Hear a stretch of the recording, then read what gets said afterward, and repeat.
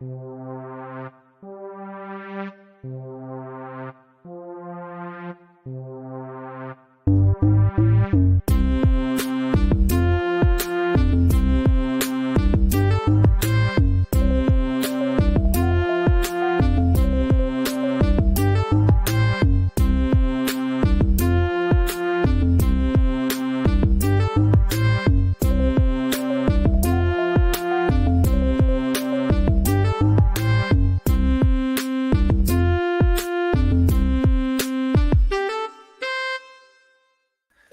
there, everybody. We are the Pullbox Pals, and as always, I'm Matt, and I got my ride or die with me, Monk. But today, we also have a new pal on the show, Travis Gibb, who has written some comics that I've really enjoyed. Wouldn't you say so, Monk? Yeah, I've also really enjoyed them. Wouldn't you say, Travis? Did you enjoy the writing process of all of these? Most of them. Well, that's good. Most is better than none. That's what I always say. Yeah, I'm constantly saying that. Well, Travis, how you doing today? I am great. Last day before Thanksgiving, had to do a little bit of shopping and, got out of work early, but still have about 4 hours of work to do, Yeah. Just having a blast, man. It's comic day. So it's good. It's a good day. Wednesdays are always the best day. And I really still got to do all my Thanksgiving shopping too, and I also have to go to work right after this. Ooh. Okay. You're a night worker, huh? Yeah, I sling beers at a little tap house here in town, and I like help them out. Like, I'm not like full-time employed, but it's just like when they need somebody, like for the winter when it's in the down season, I hop in and help out. And I just really enjoy slinging beers to people. I think it makes for great conversation. So yeah, but yeah. Well, it is Big Wednesday after all. Do you guys you guys are familiar with the term Big Wednesday, correct? I am not. I am also not. What? Oh in man, the maybe world that's is just Big Wednesday. Well, it's the Wednesday before Thanksgiving. It is. I'm pretty sure it's like the biggest day. If it's not for like DUIs, it's the biggest day for like everyone drinking. It's like the biggest go out and drink night because everyone's home for Thanksgiving. Whereas like people don't really go out to drink the night before Christmas because it's Christmas Eve. You're doing kind of stuff then. Whereas like Thanksgiving Eve, that's not even a real thing. People don't really even care about Thanksgiving, which is a shame because I think it's important to be thankful. But especially in our country, we're just like, nah, I just want to eat as much as I can possibly handle and fall asleep, which that's fun too. I'm not gonna say that I'm not guilty of doing that, but yeah. What's everyone thankful for? Should we do that real quick up top since it's Thanksgiving Eve? Well, I mean, I've said it before a few times this year, but I'm thankful for the comic book community. Like everybody that we've gotten to meet, including Travis here, like it's just great conversations, good fun.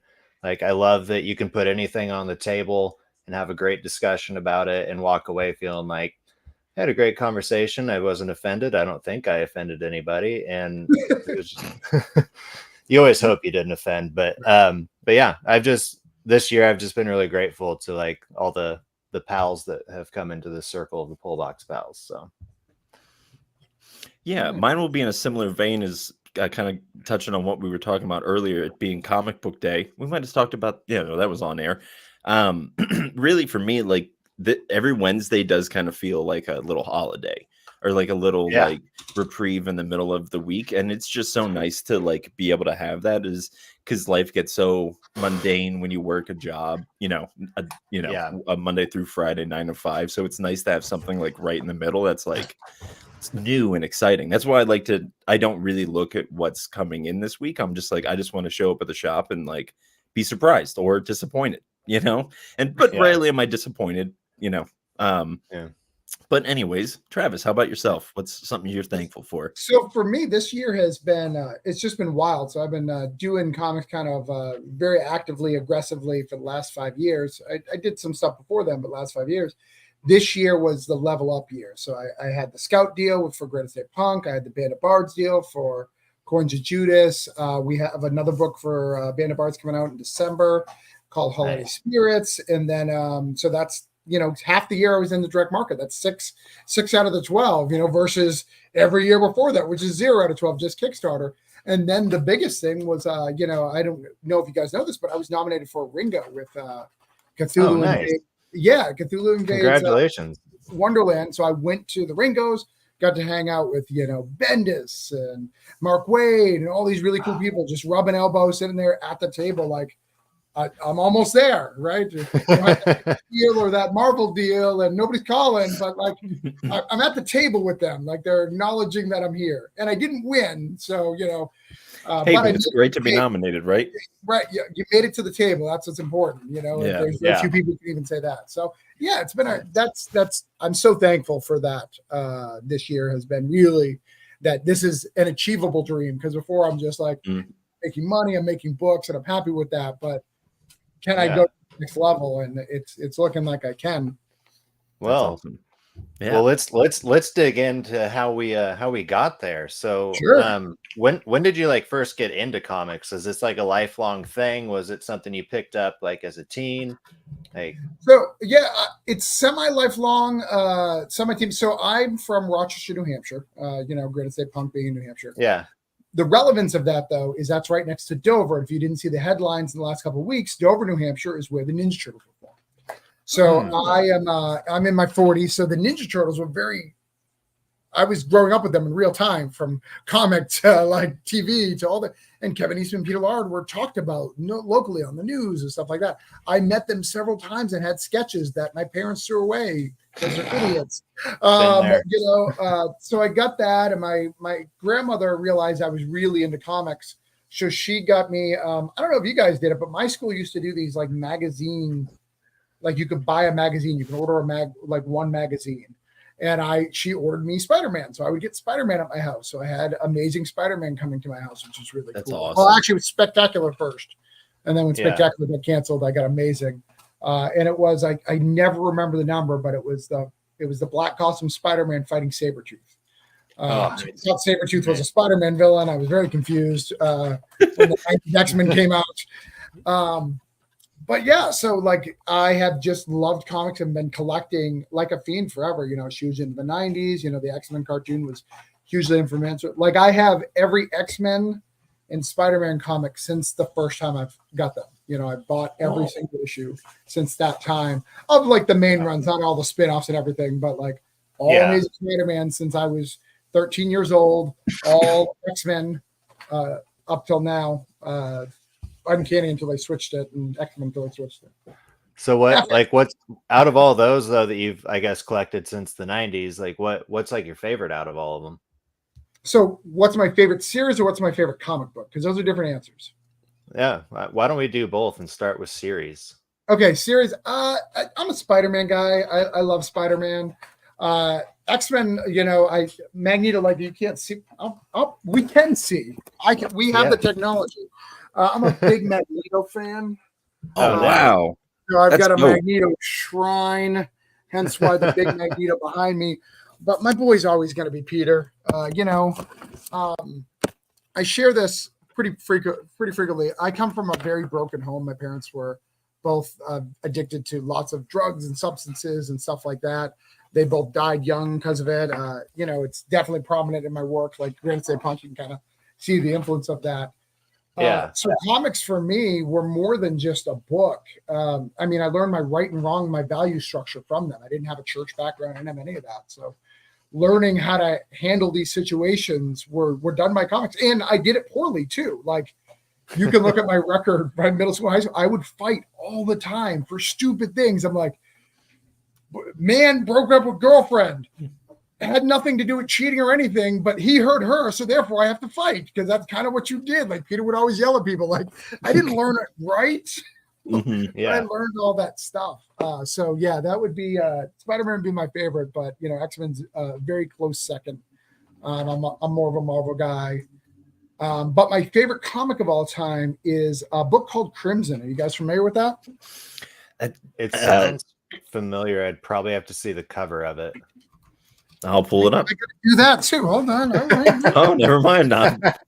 Look how useless I am tonight. Right, I got it. But it's a little harder to find because I got a big thing over here of a bunch of stuff. See, I got like a rack. Oh my gosh! Of various things. Oh man, I need to get some of that. I mean, not like I don't have enough things to like stack comic books on, but yeah, I guess there's always more things. I would love at my comic book shop. There's one of those like oscillating racks. I think getting with Okay. Yeah. So I can't go ahead. I just was gonna say I can't say that I've actually read it, but I'm familiar with that cover. So this comic, this is Humberto Ramos, he signed this particular one. He did it, and Brian Austin. Never say his right name, Austin. Which you probably don't know Brian as much. The only thing he's done that's really people like is Gotham by Gaslight.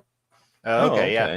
So he did Gotham by Gaslight, but he was the editor of Flash and was the one who inspired. If you look at any credit, I'm giving you comic history here. I'm feeling like extra geeky. He's the one who created what is it called? The Speed Force. Him and Mark Waid. Yeah. He was the one who gave that idea to Mark Waid, and that when he was the Flash editor, he created all that stuff. So he's really known more for an editor. But this book is about a vampire who is just a young kid who got embraced, and he's in this weird world trying to figure it all out. In this particular issue, the angels of heaven, all 7 angels, come to him to vote whether or not he should die.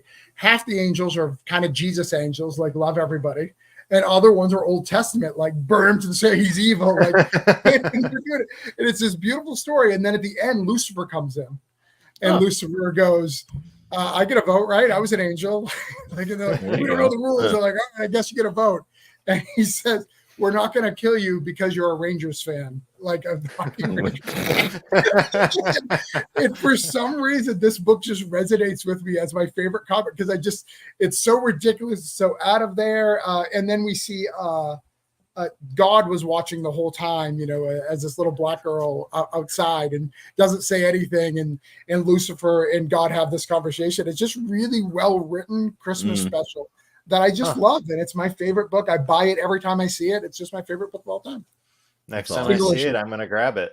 Yeah. Well, hey, your comic book credentials have definitely, you passed on that one. You can check that one off.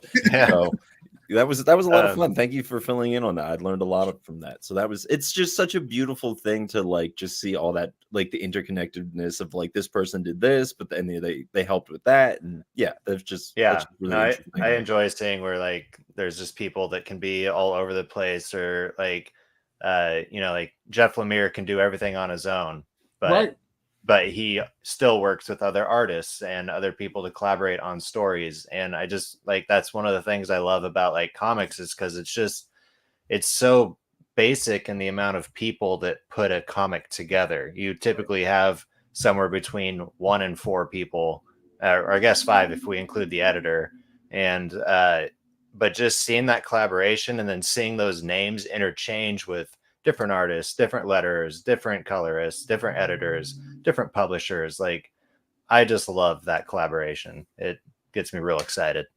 Yeah. And I always, I don't feel we give enough credit to like the fixers.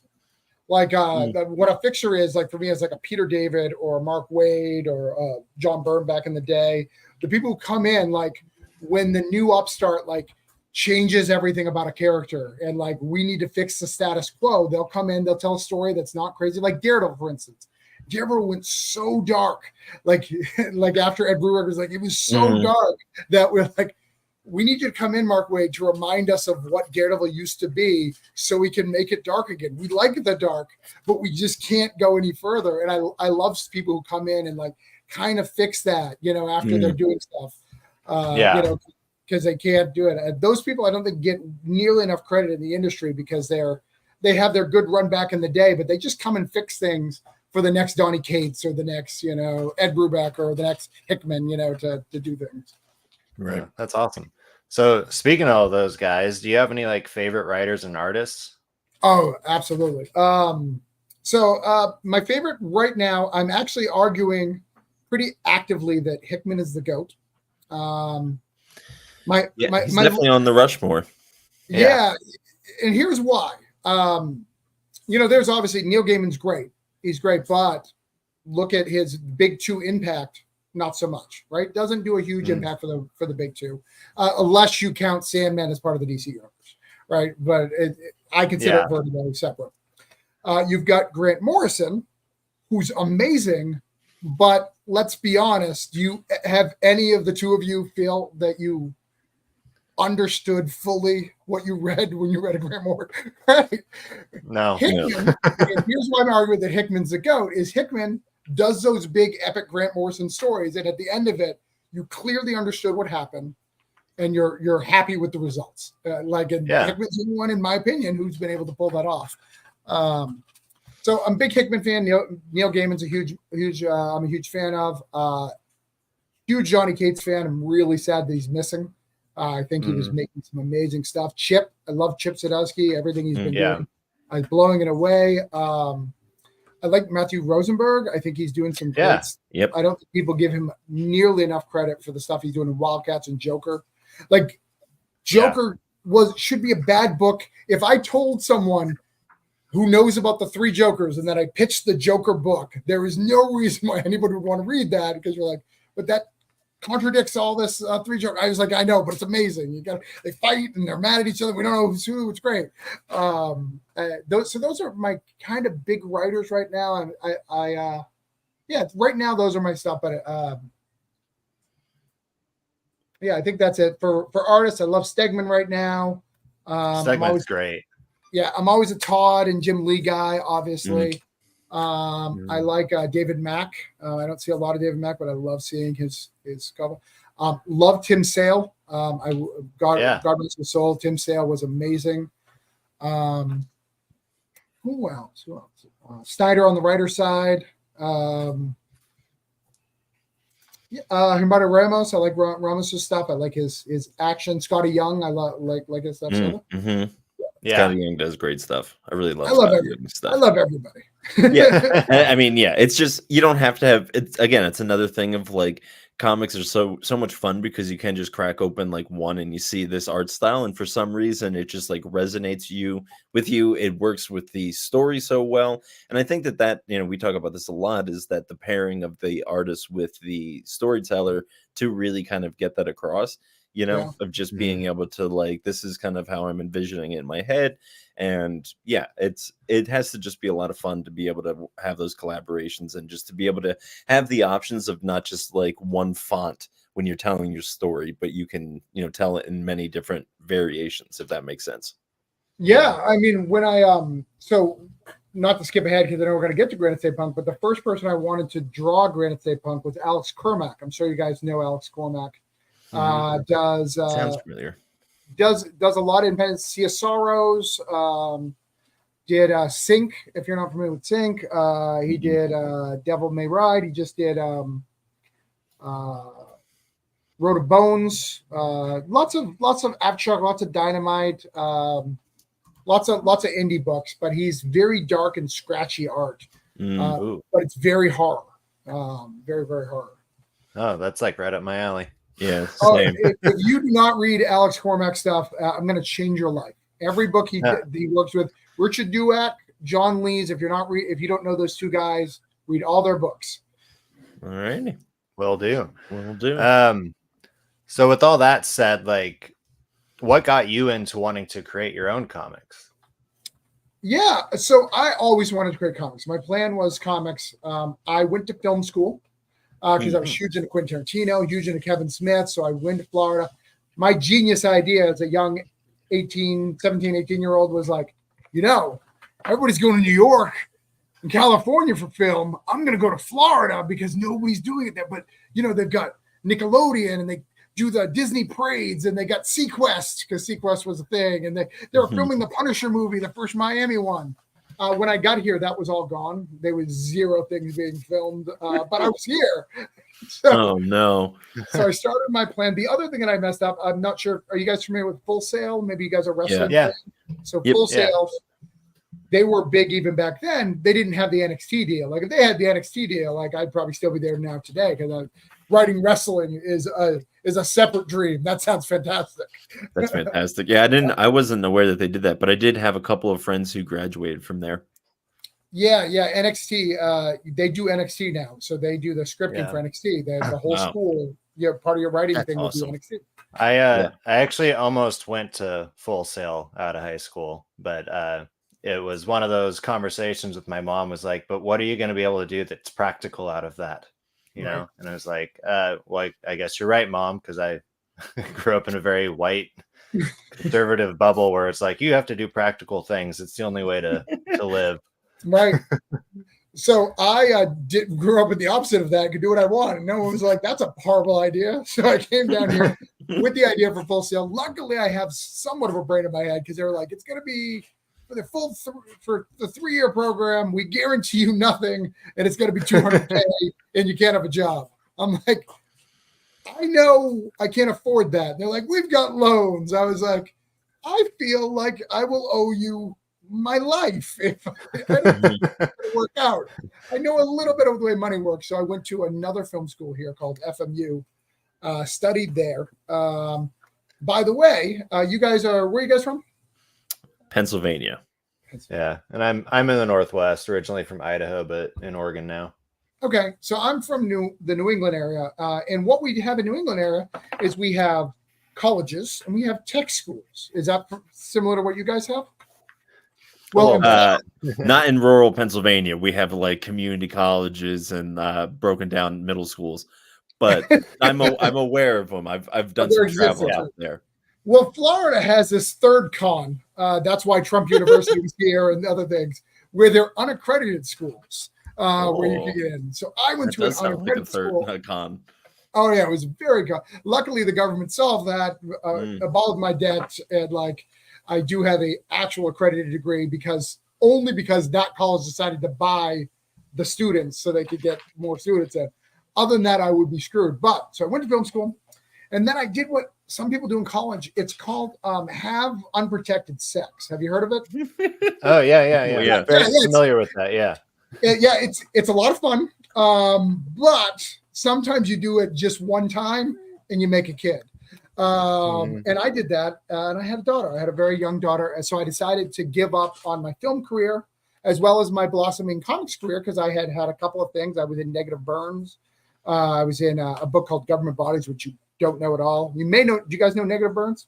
Yeah, I know Negative Burns. Burns. So I was in Negative Burns. You know, the place where Alan Moore, Brian Michael Bendis, all the big guys were in it. I was not in it in those years, way later, but I was in it. So I was in it and I was starting to do that, but I really wanted to raise my daughter. So I started raising my daughter, took a break from comics literally until 2017 when my new wife, not that particular one, looked at a folder and said, hey, you did comics for a while? I was like, yeah, look at this complete 2-issue story I have. They're like, so you have 2 issues of a comic that you've never printed or done anything with? Yeah. She's like, that's really dumb. You really love comics. You should make them. And I had no response except for, yeah, that's a pretty valid point. Yeah, you're right, babe. So I took that and messaged the guy who created the art, said, hey, you want to finish this? It's called Broke Down to 4 Dead Bodies. And he said yes, and we finished it. And we actually just put out the trade this year, even though it's been finished a year or two. But yeah. Right on. It's so nice to have a partner like that as opposed to the opposite and see it and just being like, what were you thinking? Were you used to do such a stupid thing? You know, and instead of, championing you and just being, believing in you so much, that's great. That's awesome, man. Sounds like you got a good one. Yeah. She calls Wednesday my therapy because if I don't get my comics on Wednesday, I'm a prick until I get them. So. Yeah. Yeah. I resonate with that a little bit. I mentioned to you backstage, but like I hadn't pieced together until you had sent us over some of your work, and I was like, oh, I have that, and I've read it, and it was Coins of Judas, and man, I absolutely like loved it. I ate it up. I was telling Monk about it back when I was reading. I'm like, dude, you got to get these. But I found out about it because of Sparks Comics. Yeah, Sparks is a good friend of mine. Yep. Yeah, so he had done like a review, I think, on the first one, and I read it and I was like, oh, that sounds interesting. So I picked it up, and I really like Sparks because he has a lot of really good suggestions for stuff that I just like goes over my head or right past me. Yeah, absolutely. But yeah, I guess this is my only question with this one because I want to get on to Granite State Punk, but where did this story come from? I have an answer. I'm not saying because I don't have an answer. It's whether or not I want to answer that. Because so the Coins of Judas idea was part of another concept IP that I have. I think everyone, if you're a good writer, let me revise. If you're a good writer, you have ideas that you know you can't do yet. You don't have the skill set, or you can't afford the art team, or you can't, or like it needs a big runway to make. And that was part of the Coins of Judas idea. So F it, I'm going to say it. So the idea was, it was about gypsies. So it basically, I like the spring break. And so basically the idea was, spring break is like the Super Bowl for gypsies. They come into Florida and they rob a bunch of people during spring break, and they big celebrate and all that. But gypsies have always had the Coins of Judas. There's 12 tribes of gypsy. There's 30 tribes of gypsies. Each of them have a coin that gives them a different power. So some are like pikeys where they can talk fast. Some are like fortune tellers. All of them have the stuff. So that was my original concept for the coins. So for this particular book, for Coins of Judas, how it came to be is, are you familiar with the book Woven Heart by Matt Cave? It's come across. I might be sitting in this thing over here. It's in that boxing. Yeah. So Woven Heart is a book. It's about basically Van Helsing type, but he's kind of a werewolf and he hunts down supernatural. They needed a submission, so I wanted to use the Coins of Judas, the coins part, in this submission for the Woven Heart story. So I wrote the opening scene of Coins of Judas with the dad. I wrote that scene and kind of hinted that there could be more, as trying to get in their talent search. They said, you are untalented hack, and you cannot come here. That's not what they said. They just said me. That's what you took from what they said. Yeah, that's what I took. It felt like that. Right, that's what I thought. I had to do a what is it? What is today called? Big Wednesday. I had to do a Big Wednesday, and it was not Big Wednesday. It was just a random day. Go out and drink and party. Go out and drink my sorrows. But I submitted it to Tales from the Static, which is Band of Bards horror anthology. I submitted it. I re-edited it. Took Woven Heart out. Made this new character who is the dad in Coins of Judas. Submitted it, and they said. They also sent me a rejection letter. They said, no, we don't want this. And I was like, oh, clearly it's bad.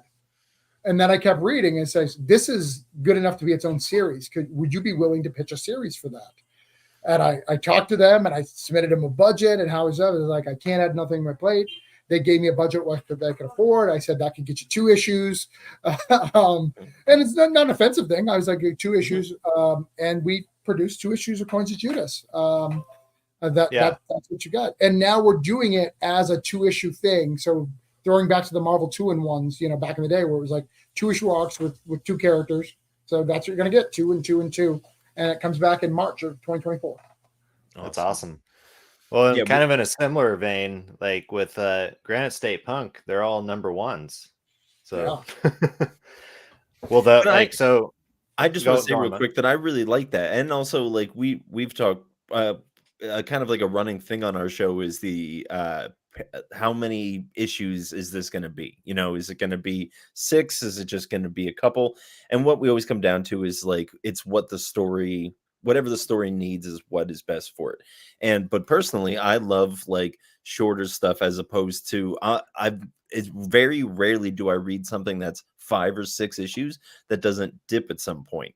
So it's like, let's just get in here. Like, let's just get kind of right to the meat of it. And like, not saying that, that is bad, but I am a fan of just like, that was one of my favorite things about Granite State Punk was just being able to sit down and just be like, this was a good tale right here. I don't need to wait 6 more months to just, I kind of have to do, but even if it's just that one issue, it works on itself, Yeah.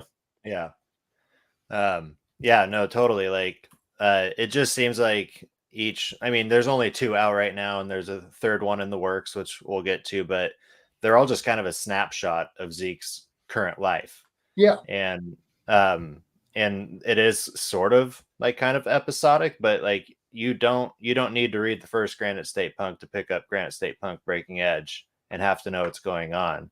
And the editor for Granite State Punk, is that your wife? That is my wife. Yeah, Heather Yeah. Gibb, my wife. As Monk said, get the good ones. She's Yeah. ride or die. So That's awesome. she her little editor notes were fantastic. Like I was just like, this is needed information. I'm glad that she like alluded to this, or like where it came from, or what this term means. And like, Right. you don't always get that from editors in comics. I mean, you used to back in the day when Stan Lee was doing everything for Marvel, but it was really funny. When I talked about a fetter or fetish in the Breaking Edge, and like her being like, "Is that really what it's called?" I was like, "Oh yes, that's what it's called." Like, what that is, and like, so she's like, "I need to write a note for that to let them know that we're not being pervy on purpose. Like, they don't have to look this up. It's true."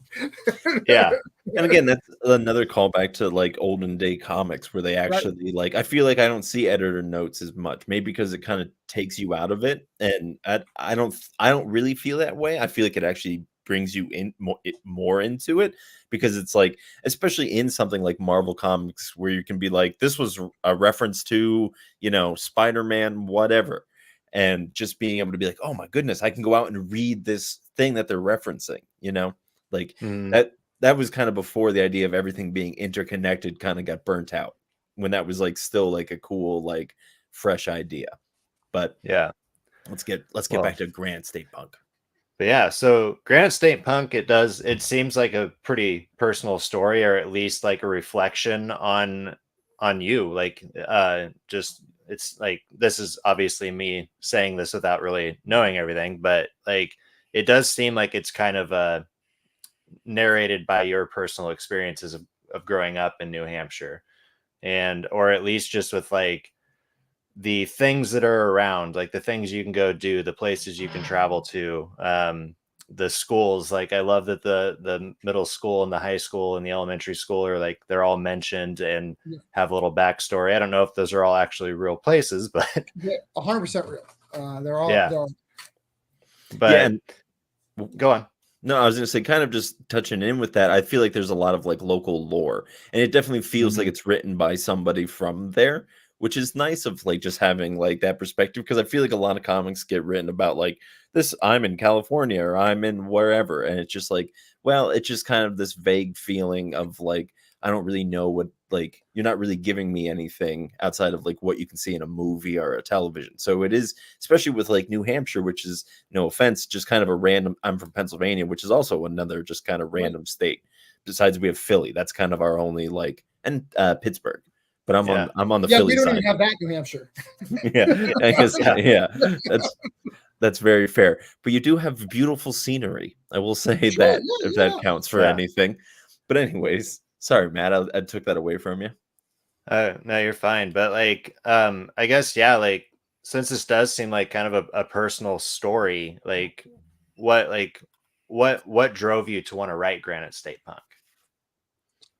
So the original concept, so there's two origins for Granite State Punk. It's a little bit complicated. So the first origin is I was listening to a radio program, and the guy on the radio, this is a true story, he went to his childhood home and asked the lady there, hey, when I was a kid, by that tree over there, I buried a, what is it called? Time capsule. And I would really like that. My parents have passed on. I'd really like to go get that. Is it possible? And the lady said, sure, I'd love you to go get that. He ran out in the backyard, dug it up, grabbed it, and was like, oh, this isn't what I remember it looked like, but it's got to be it. I found it, and ran to the lady and was like, hey, do you want to open it with me? And the lady has a shocked face on her and says, that's my husband's ashes. He drops them and runs away.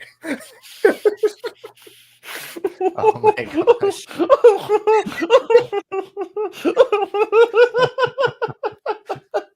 I mean, sorry for the long laugh, but that's a heck of a time capsule. That right. Yeah. Not the one he was looking for, but he did find what he was looking for. Wow. I was like, what if, someone went in their backyard to do the same thing and find out their parents were murderers, and there's tons of bodies of the pudding. And like, I write a murder mystery, and it could be really good. It could be kind of a fun thing. Do you turn your parents in, et cetera, et cetera. I thought there could be a fun story in that. So I started writing that. flash forward. So the second origin is while all that's going on, I'm trying to figure out that the concept of that. My whole family has kind of died in New Hampshire. So my mom died, not to get really personal, like today, like 7 years ago. It was the day before Thanksgiving. So it's always going to remember. I had to fly to New Hampshire, last minute. She just died suddenly. She had an aneurysm leaking inside of her, and she had just had neck surgery, so she was on painkillers, so she couldn't feel it, and it was too much stuff dripping out for too long. It'd been like a day, and it was leaking in her, so there was no saving. She just died. My dad died, a couple years after that, suddenly of a fentanyl overdose. I talked about that stuff. Yeah. And then my grandmother died. She was just 96, nothing crazy, but, still someone who was a matriarch of my family. But when she died, she had a decent amount of money. She let me die. And through that, I got some of it. So I had enough money to make one comic the way I wanted to make it. Comic. And I was going to pick that story that we just talked about. So I could make one comic the way I could pick the artist that I really wanted, because Patrick was the guy I wanted. There's no compromises. I hunted him down. I was like, he doesn't do punk rock, but I was like, this guy, if I got him in a punk rock story, could do it. And as I started writing that other story, I was like, started making little compromises. All right, I wanted to be a little punk rock because I was a little punk rock as a kid. You know what? Let's set it in New Hampshire because the money's from my grandmother. Let's do it. And then I realized it was therapeutic because I had started hating New Hampshire, because every time I went there it was for a funeral or to deal with things that I didn't want to deal with. And I was hating that place. I also have a 4-year-old son, and I needed to find out how to love that state again. And to love that state, I needed to get rid of all my stuff. So Granite State Punk was my rage of the state. That's why you're doing it. But it's also like, while I'm presenting all my rage, it's also what I love about the state, right? I love the idiocracies of the phrase "live free or die." It's ridiculous. I love it. So good. They don't have a seatbelt law. It's ridiculous. You can't get liquor unless you go to the highway liquor store to get them. This is a horrible idea. Like, these ridiculous things that New Hampshire does because it's backwards, because it's just wild. And so I had to share about that. And then just things like, I talk about the DARE program and issue, and I talk about streets and how horrible they are. Like, just getting all that out to fall back in love with the place I came from, to eventually go back and stuff. And now I'm welcome with open arms, like Granite State Con and Jetpack Con, because they fly me out because I've become a fixture. They only have me and the Ninja Turtles, so it's not. Hey, the Ninja Turtles are pretty dang good though. So if you're but they've been looking for a long time to find a second person. Just they're doing. Ninja Turtles is doing all right, I guess. It's all right. It'll really catch on eventually, I feel. I'm hoping. Dude, Granite State Con. Like, if you are a Ninja Turtles fan, just go to it. They last year, so I've gone last 2 years. 2 years ago, they had Kevin Eastman, wild, full room. They had everybody who's ever worked on Ninja Turtles except for Peter Lord. This year, randomly, Peter Lord, who hasn't done a con in 20 years, randomly shows up on Sunday to just sign stuff. Like, it's wild. Wow. Sean Gerder Murphy was there without a line. Like, because it's in New Hampshire. Here's the secret, guys. Sean Gerder Murphy, by the way, also from New Hampshire. Oh, there you go. I will say that when you said Granite State Con, I thought that you had made like a con just for this. I was like, wow, that's ambitious for one. For 2 one-shots. Wow. Hey, I mean, they're great one-shots. So, I mean, I would 100%. I mean, I'm serious. I think I can't remember. We made a video, I'm pretty sure, of when Mad showed me his copy of Granite State Punk for the first time. And I saw it and I was just like, man, I have to order that because of the art of just like how ragged and like it does. I look at that and I feel like I at a punk show is in like the sense of like everything's very scratchy. It's kind of dirty, like, and like even just like a little like hazy, like there's not a lot of like very sharp, lines. Everything's kind of like scratched. And it's just like, man, that just it encapsulates punk so well. So very good choice with that, in my humble opinion. Yeah. Well, and I tried to write true punk. A lot of people do punk in comics. It's all big mohawks and it's all these things, and I love all those things.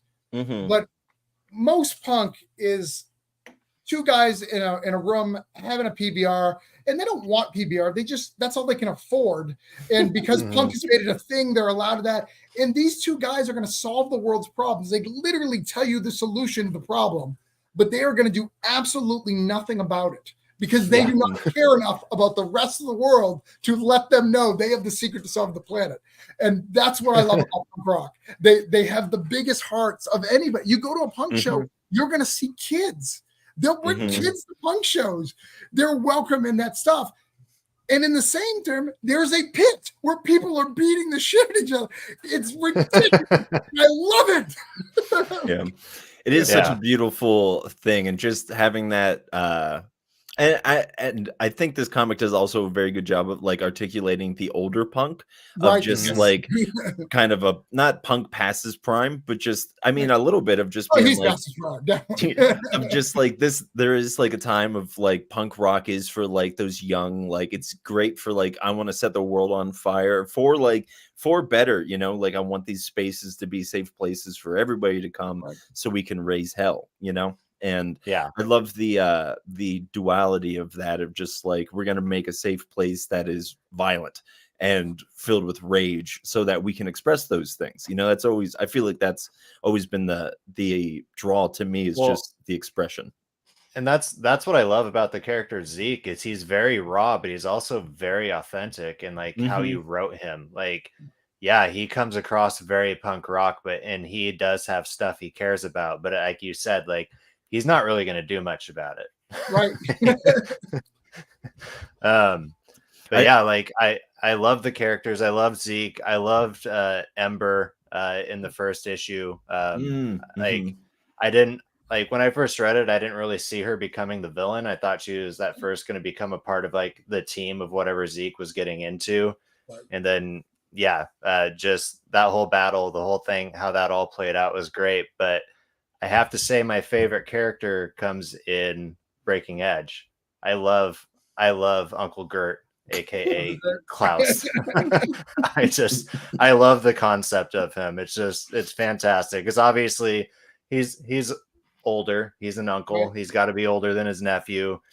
We've kind of already mentioned Zeke's a little bit past his prime. Sure. And you have this goth uncle who just stands in the corner at a punk show and who doesn't want to go by his actual name. He wants to go by Klaus. Like, he's a funny character. Yeah, I really love the relationship between them and just seeing kind of their different worldviews and just kind of the begrudgingness to accept it. Yeah. It's a lot of fun. So you've read Breaking Edge. Hold on, Matt. I may have to. So you've read it. You haven't got it yet, but you read it, the digital? Yep, I read the version that you gave. Now we're going down, Matt. Ready? So, Monk, in the interview that you did, the review, because I watched it. I feel like I'm in trouble. Let's go. You stated you felt that the ending was rushed, that I just had to throw it all together to wrap it up, right? Like you felt like I just wrapped it up. Now that you've read the second issue and you kind of feel that wrapping up is kind of the story, like. What I'll say is, I completely forgot that I had said that. Sure you did. I did. What? Oh no! It cut deep. Yeah, you came back on here just to get revenge, man. I'm a beautiful shade of red right now. But I think for me, it's when I started reading the second issue, I didn't feel like anything was like out of place or like I had gotten to like a spot where like, oh, this was rushed either. Or I think maybe there was just a part of me that didn't know what I was getting into or what I was looking, I didn't know if it was going to be ongoing or what. Sure. So that could just be a user error on my end. Yeah, I think it was more you were saying, hey, I wish this had a few more pages so I could get some more explanation of it. It's not a valid thing. I'm just giving you shit. Sure. Yeah. The whole thing is absolutely fair. I'm sure there's a lot of creators who would love to be in your position saying the same thing because I swing a big hammer on here sometimes, unnecessarily so. I know you guys raved about the book. Everything was great. In fact, your only thing was not even a bad thing. It was just like you felt the ending. You wished it was wishing for 4 more pages is not a horrible thing, right? Yeah. I mean, Yeah. that's always like my problem is like something that's as enjoyable as this is like I want this to be like a ongoing series. I want to see this every month, but at the same time there is a part of me that just like no, just keep it special and like just have it be this certain thing, you know, like I really believe in trying to, you know, they say not everything gold can stay. I believe in at least trying to keep it a little, you know, pure and special. Well, what I do with when I create a Granite State Punk versus my other work is I try to make this would be a 4-issue arc if I did it and make it 1 issue. That's what I try to do. So I try to give as much but that sounds like, okay, cool. That's a great concept. But Granite State Punk is also about social commentary. So I also have to do social commentary as well as putting all of that into 1 issue. So it's extremely hard task. And, you know, Granite State Punk, you guys said it. You guys may have said it. You may not have. So I apologize if I'm wrong. One of the things that I did in the first issue is, you know, I stopped the audience and say, I know you're bored now. And so many people have come up to me and said, dude, I was getting bored there. And I was like, yes. And that's when I realized that I'm actually a good comic writer. That was the first time because I knew the pacing. I knew what my fans were thinking, but I needed to get them back with me so we could keep going on this adventure. So I just called it out and let us keep going. Right. Yeah. No, and like whenever Zeke does break that fourth wall and talk directly to the readers, like it's very gripping. Like every time, just like, oh, yes, he needs my attention again. I need to keep going. But like for me, like I can't remember what I said about when I first reviewed it, to be honest. I just know that I really liked it. The reason I ended up getting Granite State Punk is because every week when I go to the shop, one aspect that Monk and I both really like about going to the comic shop is just finding something to read that you weren't expecting to get. However, I'm a planner. I'm also like trying to take care of a bunch of people that aren't just me and my wife. And so I don't have a whole lot of time to just sit at the comic shop. So I always open up the Key Collector app, and Granite State Punk was on the Key Collector app that week. And I was like, but it's Scout. My shop's probably not going to have it.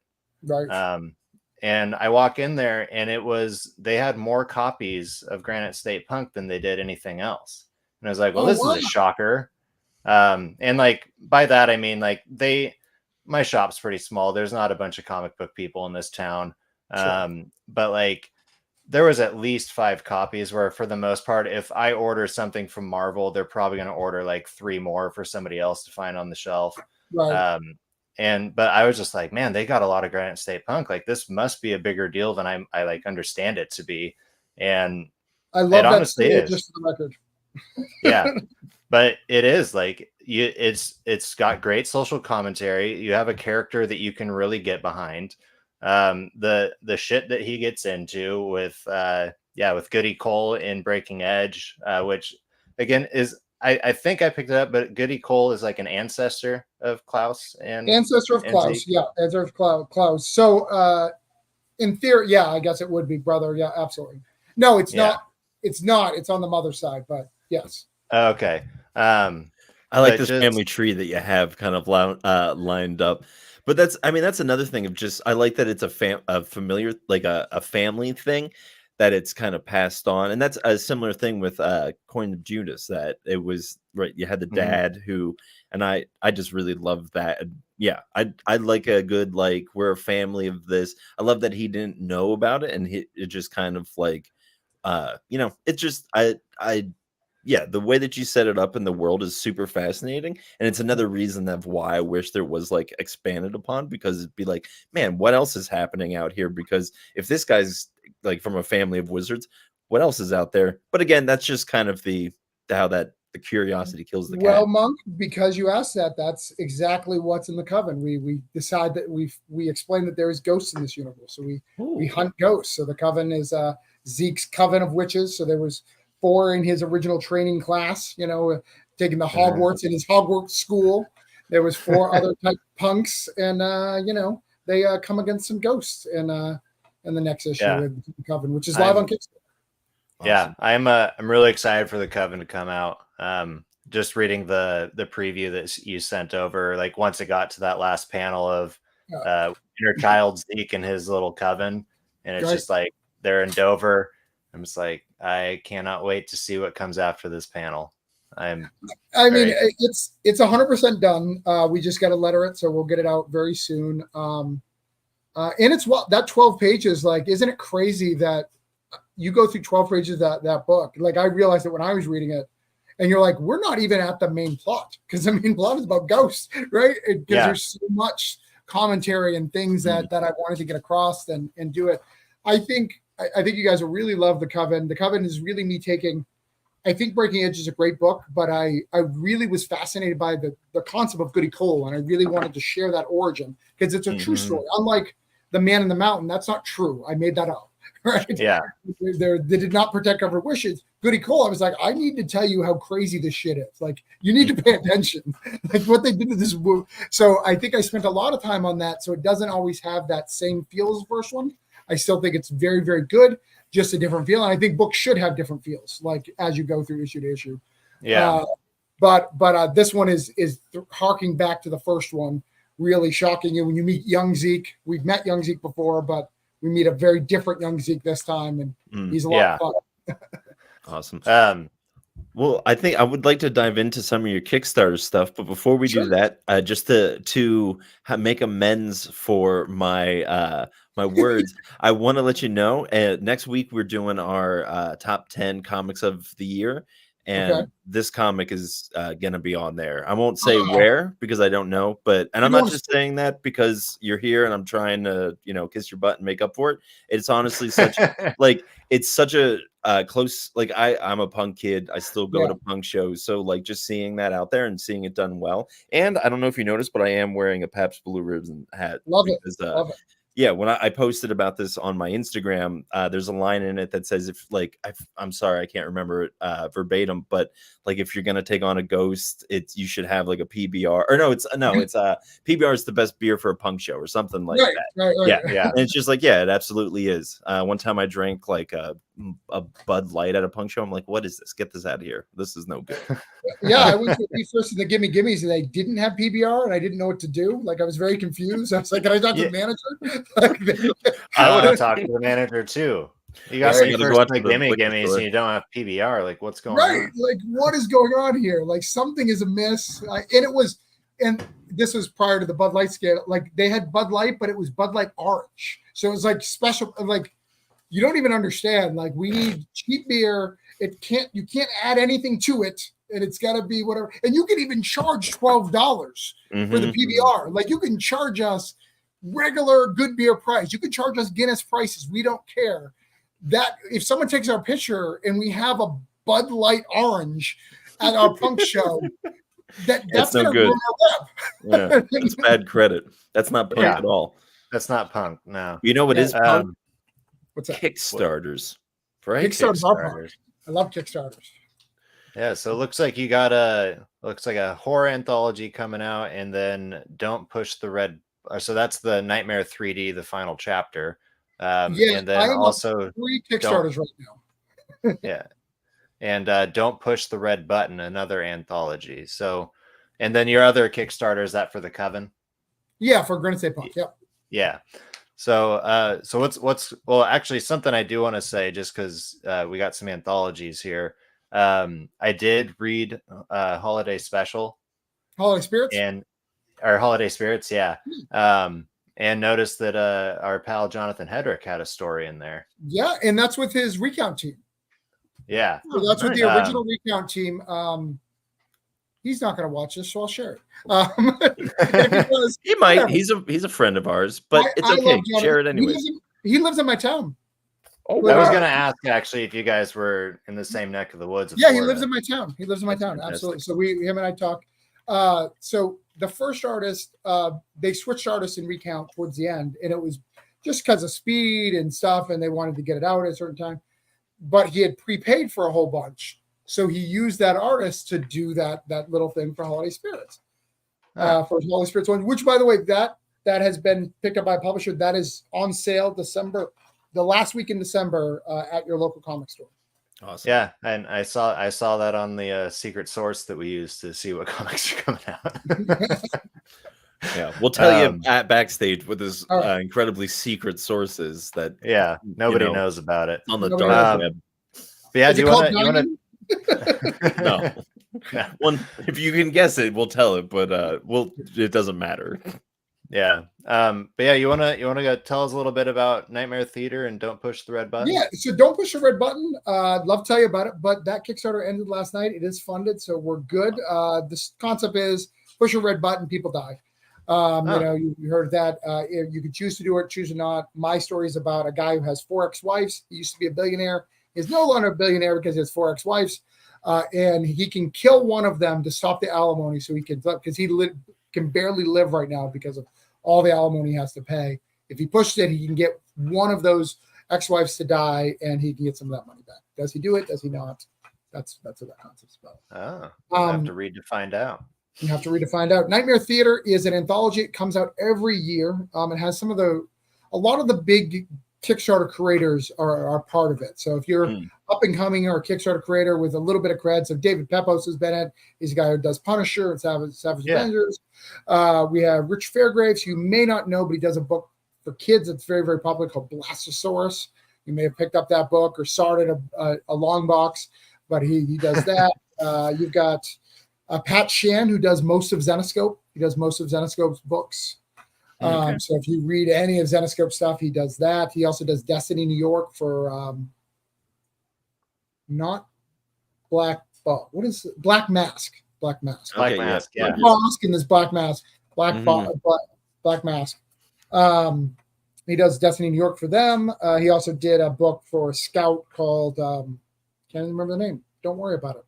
Clay Adams is X-Men. So it's a bunch of us really high-level Kickstarter creators all together in one anthology. It's already funded if you want it, but every year it's good. This one's 3D, which is really cool. Right on. And my story is about a 1970s biker gang, and they're all Grindhouse. So if you like Grindhouse horror, old Grindhouse.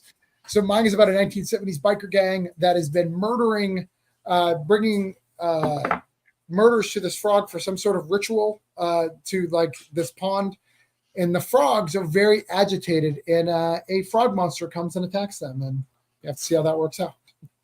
Right on. I love that. I love that. Just the idea of like if that was like a movie, I'm picturing a poster of like this biker gang like sitting in front of a swamp, and then there's just like a frog monster coming out on them. They got a fantastic frog monster.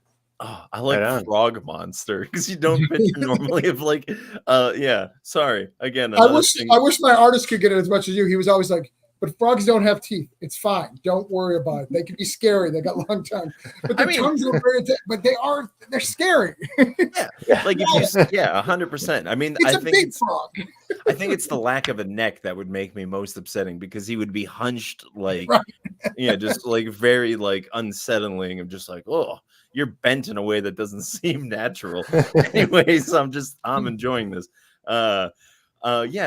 Do we want to get into some stuff that we read this week? Yeah. So Travis, we know that I was just gonna say I felt like I cut it off and I missed one. But yeah, Granite State Punk. If you want to get it before you get it, so it's gonna be in a release date. I think it'll be like March will be when you can get it, the Scout version. But if you want the Orange Cone version, get it here. You always get a couple extra pages, a couple extra stuff. It's a different version than Scout. Not drastically different, but they have different editor rules and things like that. So you will get some stuff there. And if you want it early because you really fell in love with the series, now's time to do it. It is the best one of the series, hands down. Yeah, I mean, from what I got to read of it, it seems that's true. So, but you went to your shop today and got your comics. Yeah, I was interested in what you got there and what you're reading these days. I mean, I read everything. But let's see. I got Holy Rollers. I don't know if you picked this up. I picked that up. My shop didn't have it. I wanted to get it. Man, Andy Samberg and Rick Remender, like that's just a book you gotta pick up. Yeah. I didn't realize that was a bowling ball on the cover. I thought it was like a crystal ball or something like that. And then I opened up and I saw a bowling lane, and I was just like, "Oh, I'm in." Andy Samberg bowling comic. I'm in. That sounds And Rick, fantastic. remember, is hard. I did not realize how punk rock he is, like as a person. Yeah. Oh yeah. He, listen to any of his interviews, and like you're charged up, you're ready to take on the world. That's awesome. Well, and Rick wrote my favorite series I've ever read, Righteous Thirst for Vengeance. Like, Yeah. There you go. Like, Yeah, I'm still tooting the horn for that series, even though it finished up. Like, it was so good. It is so good. I got Batman Off World. I'm excited about Jason Aaron. In fact, it was really good. This one I've actually had a chance to read. So Daredevil Black Armor. Because I got me one of those, and I got a foil cover for it. Oh, you got I didn't want to pay the $10. Oh, mine was $7.99, and I know that because it's still your on. My comic store was charging $12. It's nice. Yeah, and I don't really buy Marvel. I'm a big fan of Daredevil, but I saw that sitting there, and I'm just like, man, I can't pass that up because it's just cool. I'm sure it'll be worth more than $7.99. I mean, I could just sell it to your shop, and I'll make a. You're already making $2. I'll stand outside and I'll just be like $9.99 or whatever, or $8.99. Got Immortal X-Men. Nice. We got Moon Knight from my boy Pepos. I love David Pepos. This is a good ending to that series. I got Carnage. You see a Marvel guy. Yep. Yeah. This is the first week in a while for me that I haven't picked up a Marvel #1. I love that Spider-Man cover, by the way. Yeah, that's wild, right? Mm-hmm. I have no idea what's going on in that issue, but I'm excited. There's big teeth. We got Nightwing. Nice. This I missed last week, so I'm getting it this week. I've been thinking Superior Spider-Man. I've been thinking about jumping on that. I should, because I read it when it came out initially, but we'll see. We've got Marvel Secret Wars, Battle World. Got that. I got Scarlet Twilight. This is an issue that I was missing from Red 5. It's a really good book. Are you guys familiar with this book at all? No, I haven't even heard of it. Yeah, it's pretty good. But this guy's art, look at that guy's art. That's dope. See that? My goodness. He's a writer artist of it.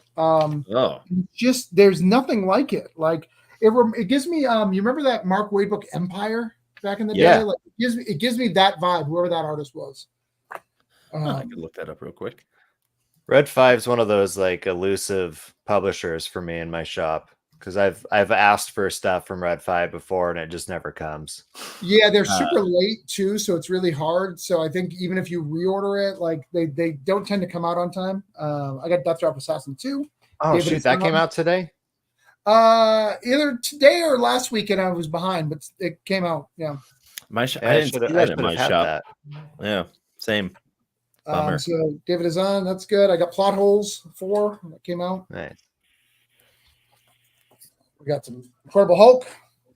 Oh, that's a dope cover. Oh, right. good old Ghost Rider doing a motorcycle over the Hulk. Well, it's a different Ghost Rider. Look at it. It's oh man, what's his name? Spirit Rider? Yeah. Something like that. So it's not Ghost Rider. And I think it's his first appearance, possibly. We got Void Rivals. I'm not sure if I'm going to keep getting this. I love the Transformers. Kennedy Johnson can't do wrong, and then She-Hulk. Nice. So not a lot of indie this week. No, there wasn't a lot at my shop either. My pools were like incredibly small. It was that Daredevil. Oh, they're all the way at the bottom. Yeah, I got Daredevil, the Deviant, which came out like last week. We got it last week. The Holy Roller, and then Kill Your Darlings #3, and that was it for me. Just those. And by the way, apparently that got pulled, so you weren't even supposed to get that. Oh, really? Yeah, there's a misprint, and you're getting another one. So there was a misprint that was pulled. So that's why I don't have Kill Your Darlings, is because it was misprint. My store is a stickler to the rules, so they'll pull it. Mine might have not even known about it. Now I'm going to be curious about that. That's going to be. There was another Scout comic, Azura, the Accursed or something like that. Then when they first came out, the second half of the book didn't have any of the speech bubbles, and I have a copy of that. So I'm gonna. Yeah, that is Pat Shan. That's the guy who I was talking about earlier. The book I couldn't think of from Scout. That's Pat Shan. Well, there you go. That's my retirement fund. I'm gonna sell that one day when and then retired to the suburbs. Nice. I never get that lucky to get a misprint. 8 Billion Genies had this too, where it was a misprint. It was too dark, and they reprinted it.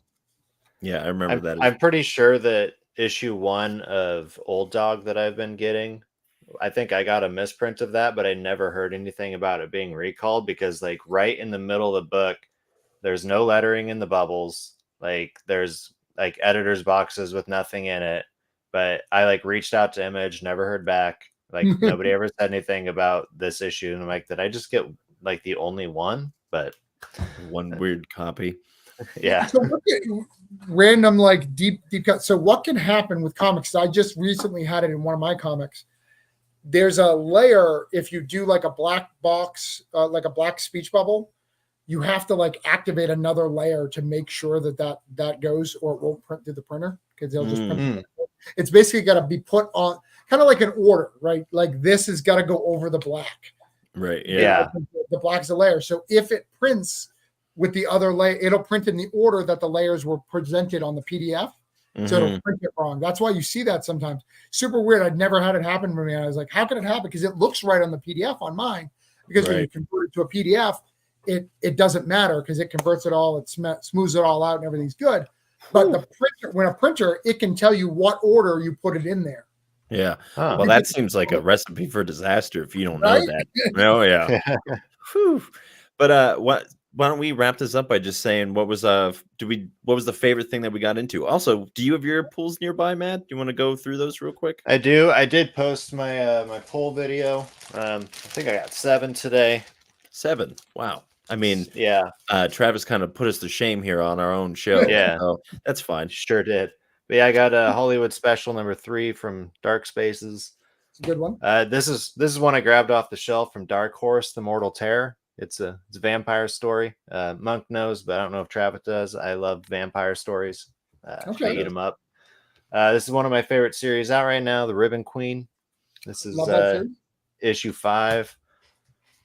Star Wars hyperspace stories from Dark Horse. Monk, you're gonna love this because I didn't think I was getting it, but I did. I got Space Outlaws number 2. Yeah. I was just gonna say that sitting here on top of my comics that I've read this week. I won't go too much into it, but it continues to just be a fantastic comic. Nice. We'll chat at some other point, but very good. Then I got issue 3 of the Alternates. This is so this is from Patton Oswalt, and he just seems like a swell guy, so I figured might as well keep reading his stuff. And then I got Jeff Lemire's Tenement number 6, which I'm still really digging this one, which I think it wraps up in the next issue possibly. So okay, we'll see. But yeah, that's all I got today. Awesome. You got a lot of the books I trade weight on. I'm trade. Ribbon Queen. I trade weight all AWA stuff. They tend to read better as a trade. And Jeff Lemire always better as a trade. I would actually agree to that, and I'm like kind of considering with the rest of the Bone Orchard Mythos as it comes out, just to wait for the trades on those, because like when 10,000 Black Feathers came out, like that was really hard to get through issue by issue. But I think I even said after the final issue of that one came out, I said this would just be so much better to have and just read it all the way through. Yeah. Mm-hmm. So yeah, I do think he does himself a little bit of a disservice. I mean, this is kind of a running thing on the show as well. It's just Jeff Lemire's ability to drag a story out. That's my wording of it.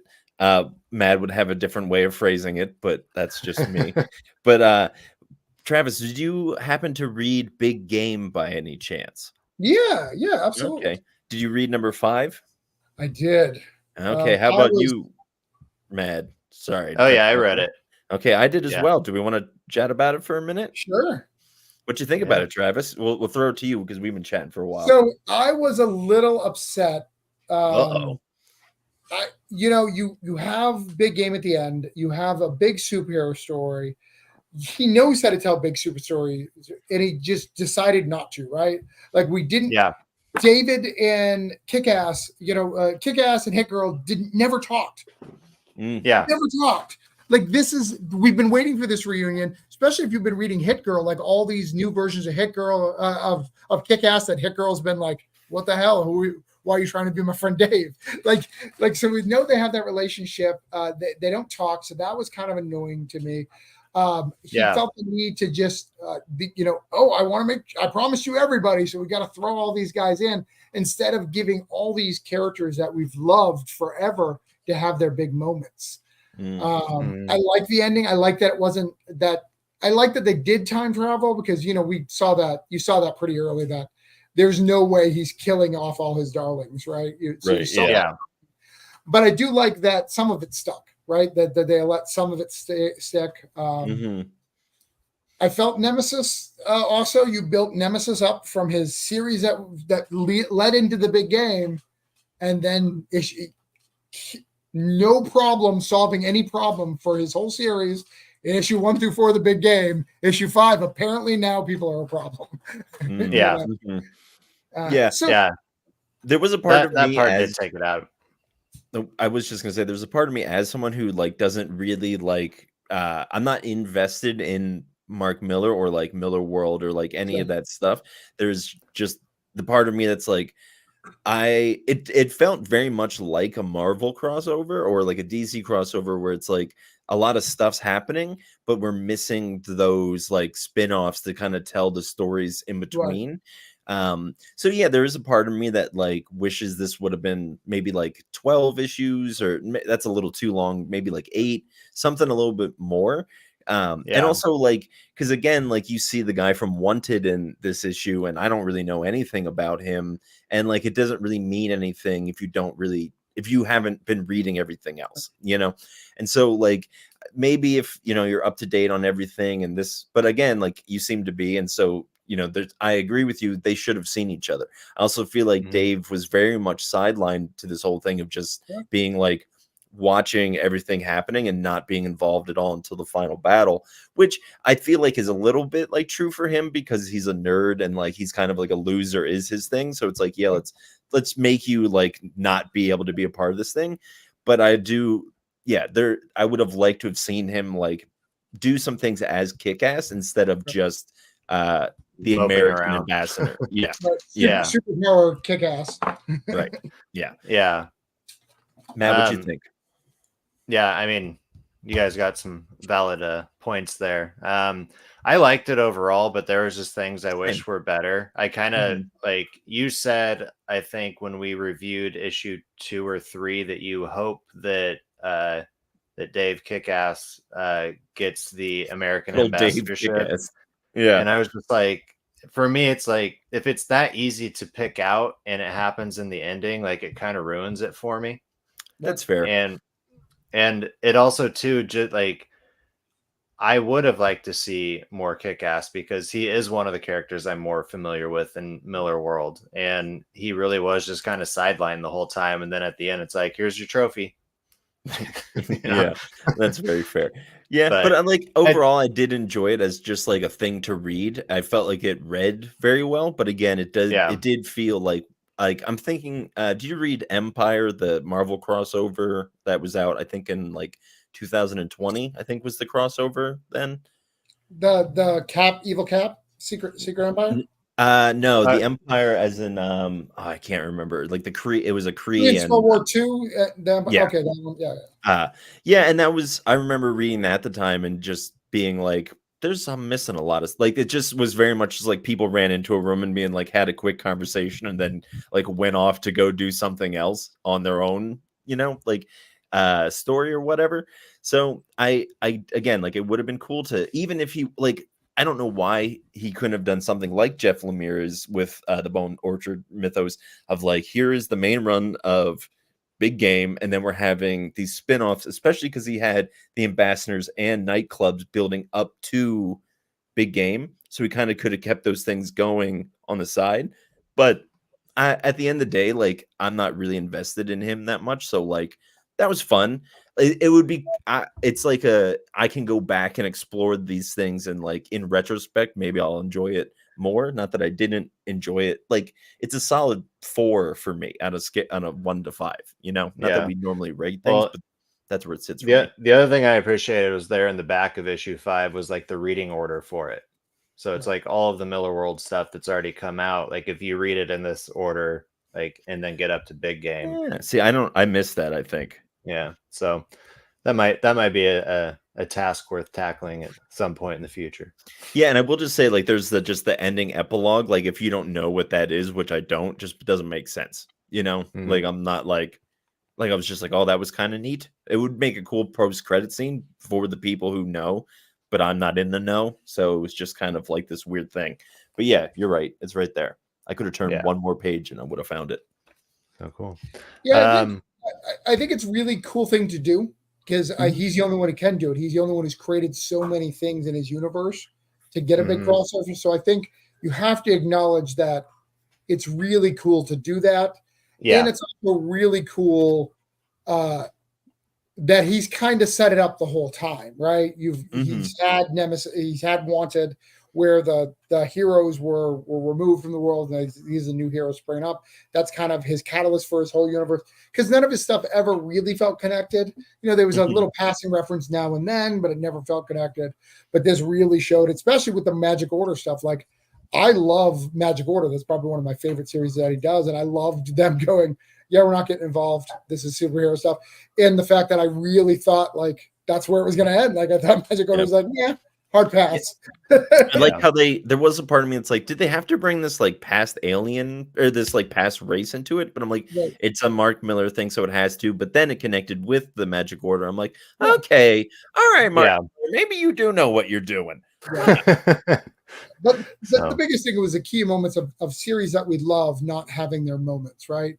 The Vampire Kids coming together had more of a moment than Kick-Ass and Hit Girl, which most of us knew. Even if we didn't read the comic that we've seen the movies, like, that feels like a lost opportunity to me. Sure. No, absolutely. Because like we read through Nightclub. Honestly, if Nightclub hadn't been $1.99, I don't know if I would have picked it up. But like I love that series a lot, and it was like cool to see them in there. But like, it seemed like they were getting more treatment than Kick-Ass and Hit Girl, and and they were the one that I thought they were the ones who changed my mind for a minute that they could be these deaths could be real because they only killed 2 and the other one was alive. Yeah, I think the only thing that didn't, I thought when they got rid of the ambassadors, I thought that was maybe the end. Because I was like, well, they didn't really like leave that story in a way that kept going. Nightclub does end with like a kind of like there will be a second arc of this because of the inner drama between the two, the couple and the third one. So that's why I was like, that's kind of weird that he would build up this like inner like this turmoil within the group and then just be like, you're all dead. But the fact that she turned the pool into holy water, and then later in issue 5 when they're talking about like doing that, he's like, is it the same molecular structure as like normal water? What's the difference? I thought that was an interesting conversation. Oh, cool. Well, Travis, where can the people find you? I always prefer people to go to travisgibb.substack.com. I have a great Substack. I share all the newest stuff that's coming out. And I also get very personal about comics and the career and the path. So if you want to follow along with me, that's where you go. Right on. And that's linked in the description below, as well as those 3 Kickstarters that we talked about earlier. So make sure that you click on through to all of those. Yeah, and you can find us at the pullboxpals on Instagram. That is where we are most active. You can also find us on the other socials under that handle as well. You can watch us on YouTube, Twitch, and Facebook. Listen to us on Spotify, Apple Podcasts, or wherever you listen to your pods. And please like and subscribe, leave some comments, reviews, whatever. It really helps us out, and we just enjoy engaging conversation with you all. And but yeah, Travis, thanks for coming on. Really appreciate it. It was great chatting with you. Monk? Thank you. Same. What do you got to say? At the end of the year, I have a little catchphrase, and the catchphrase is, actually, you know what? I always forget this. Travis, when I read comics like yours, I say, I haven't read comics like these in years. Well, I miss.